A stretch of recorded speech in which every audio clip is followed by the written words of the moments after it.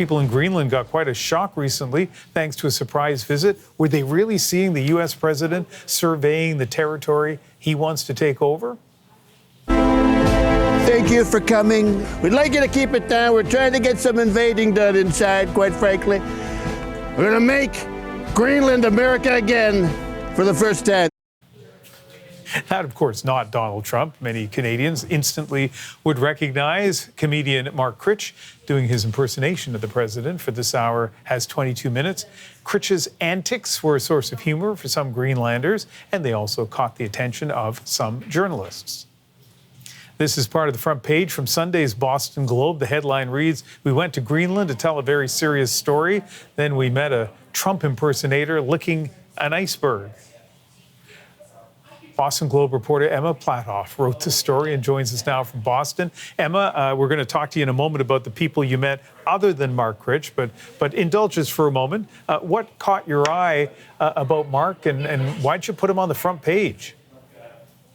Ian, you have to imagine you're in one of the most beautiful places you've ever seen. This is one of the world's largest fjords, white snow-topped mountains, clear blue icebergs, and somehow the only thing anyone can look at is this man in orange makeup and a sealskin jacket. And to me, it just felt like a perfect metaphor, a perfect symbol for the way in which Donald Trump has put himself at the center of the Greenlandic story right now. There's so much history, there's so much culture, there's so much beauty there, there's so many languages, and somehow the dominant story right now is Donald Trump. So this was a way of telling that. And listen, I read your story today, and it is beautifully written and very insightful. And so I am curious about you, an American reporter, being in Greenland at a very pivotal time. I think you were there even as the threat seemed to recede. Tell me a little bit about your impressions of Greenland and the people you met there.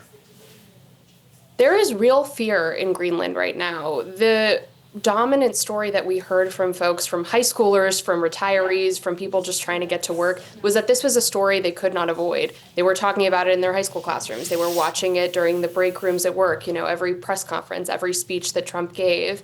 And the government of Greenland advised residents to stockpile 5 days of food. The prime minister, while we were there, said he could not rule out an attack from an American president. If you thought this was a dominant story here in North America, this was something you really could not avoid in Greenland. And we wanted to capture sort of what it had felt like to live in the unwilling center of this international crisis. And we're looking at some pictures as we speak to you that I think are Danish armed forces doing some exercises in Greenland. Were you surprised at all? I'll tell you one thing that surprised me as I read your story is I think you described Nuuk, the capital, which has a very small population, as feeling a little bit like a European capital. Maybe tell me a little bit more about Nuuk, a place I've never been. So the entire population of Greenland is 57,000. Fewer than 20,000 people live in Nuuk. We weren't quite sure what to expect, but it really does feel like a Scandinavian city. They're playing the latest Taylor Swift albums in the cafes. All the young people we talked to were getting their news on TikTok. This is a sophisticated Scandinavian outpost, a semi-autonomous territory of the Kingdom of Denmark. Obviously, the standards of living and sort of daily traditions vary widely in other parts of the island. And I'm curious about how things shifted when kind of word came out. I don't know how clear it would have been to people in Greenland, but that Trump was stepping back from his claim that he was going to take Greenland even by force. Did the mood change in Greenland?